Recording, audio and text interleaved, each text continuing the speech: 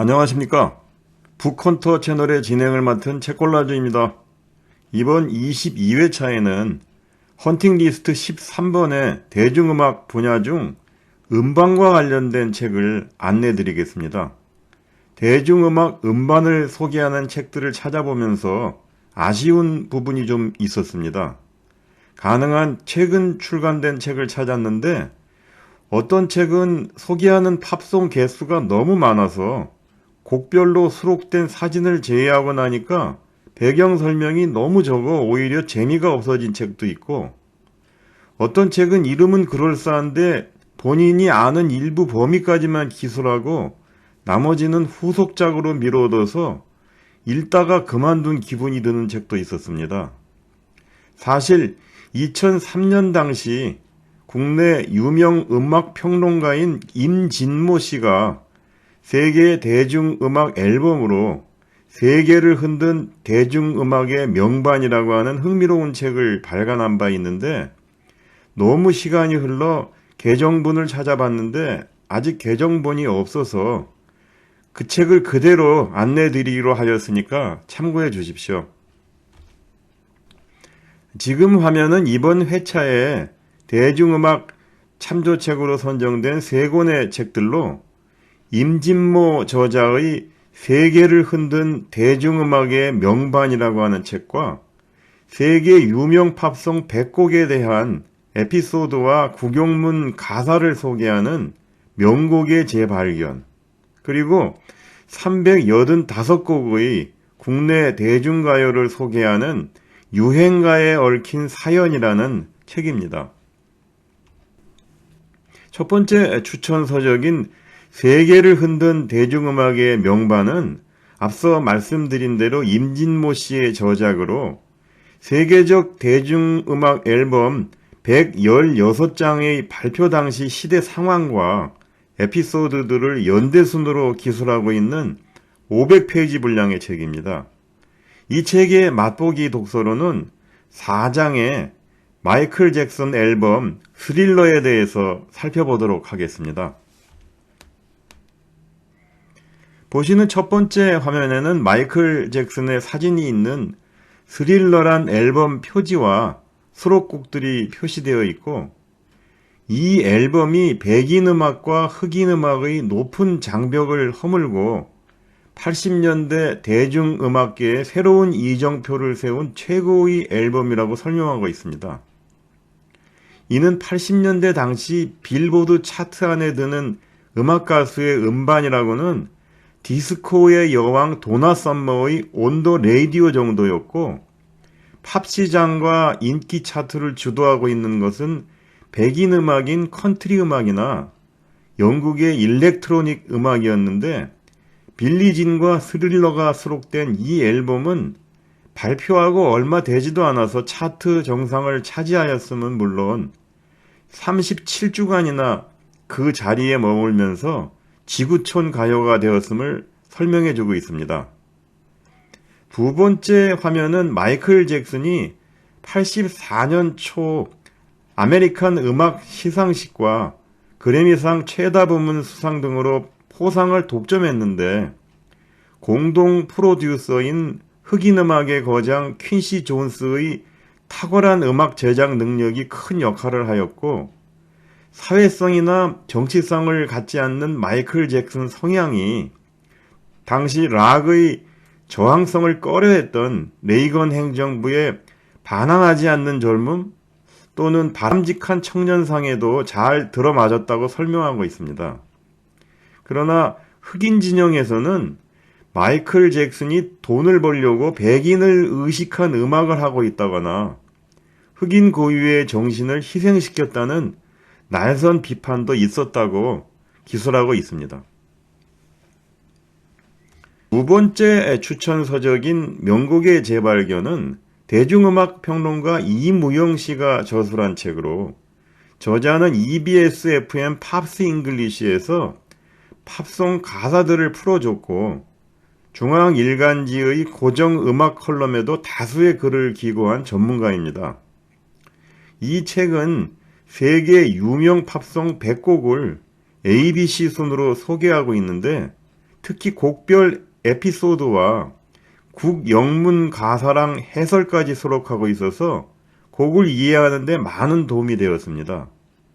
이 책의 맛보기 독서로는 91번에 What a Wonderful World에 대해서 살펴보도록 하겠습니다.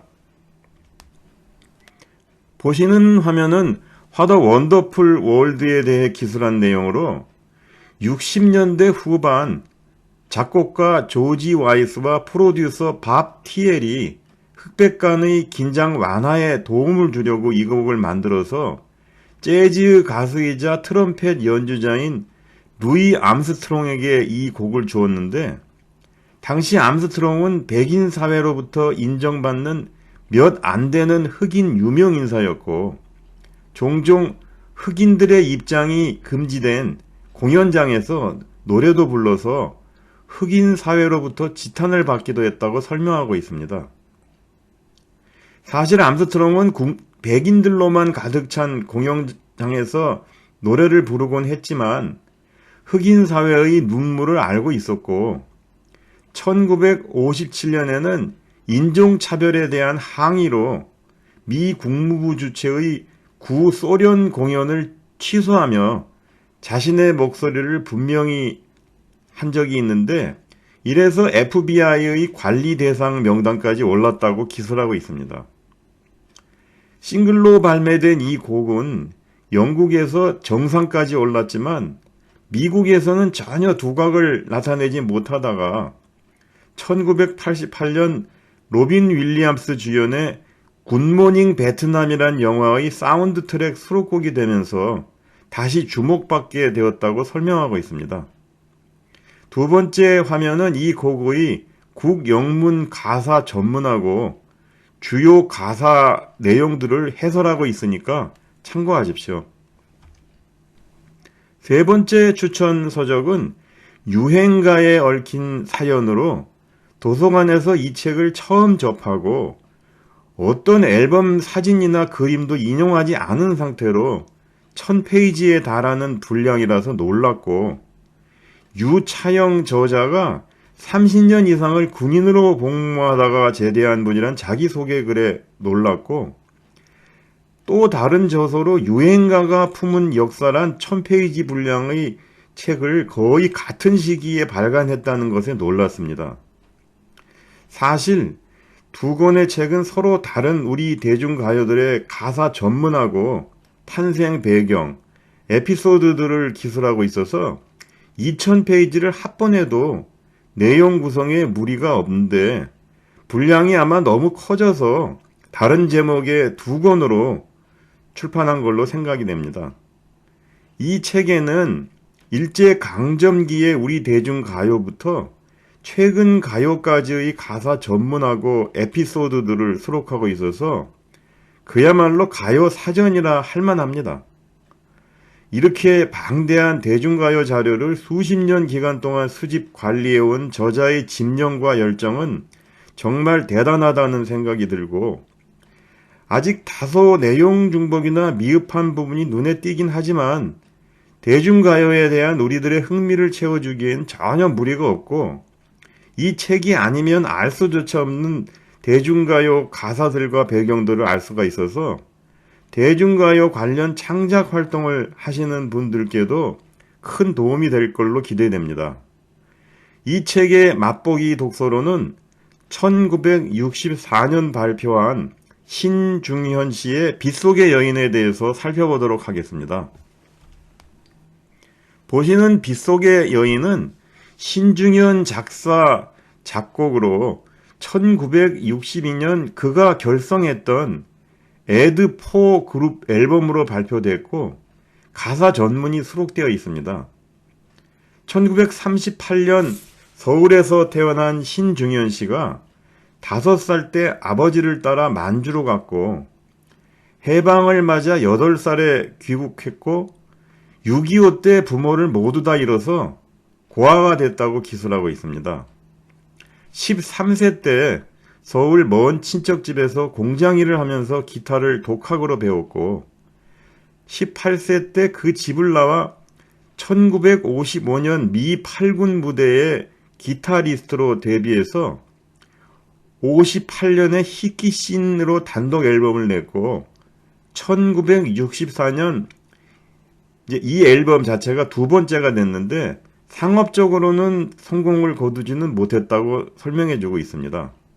그는 1968년 펄 시스터즈 자매의 데뷔 음반을 제작하면서 프로듀서로서 명성을 얻기 시작했는데 이때 발표한 니마, 커피 한 잔, 떠나야 할 그 사람이 거의 한국 최초의 락앤롤과 리드맨 블루스 곡이 됐고 연이어서 김추자, 박인수, 장현 등을 발굴하면서 스타 제조기로서의 명성을 얻게 됐습니다. 이후에 발표한 봄비, 님은 먼 곳에, 거짓말이야, 월남에서 돌아온 김상사가 큰 성공을 거뒀고 더 맨이라는 밴드를 결성해서 1972년 아름다운 강산을 발표해서 큰 인기를 누렸습니다. 이후로도 신중현과 엽전들이라는 3인조 밴드를 결성, 미인, 떠오르는 태양 등 상업적으로 큰 성공을 거뒀는데 1975년 대마초 사건으로 5년 동안 활동하지 못했고 그 이후 이어진 군사정권에서도 빛을 보지는 못했습니다. 그러나 1990년 중반부터 언론과 음악 비평계가 그의 음악사적 의미를 다시 조명하고 1997년 봄, 여름, 가을, 겨울 강산의 윤도현, 한영애를 위시한 뮤지션들이 헌정 앨범 A Tribute to 신중현을 발표했고 2006년 마지막 은퇴 공연 후에 한국 락 음악계의 전설로 남아있다고 설명하고 있습니다. 이상 대중음악 음반과 관련하여 세계를 흔든 대중음악의 명반, 명곡의 재발견 등 3권의 책에 대해서 말씀드렸습니다. 구독, 좋아요로 북헌터 채널에 대한 계속적인 지지를 부탁드리며 다음 23회차에는 헌팅 리스트 13번과 관련 국내 여행 참조책에 대해서 안내해 드리도록 하겠습니다. 감사합니다.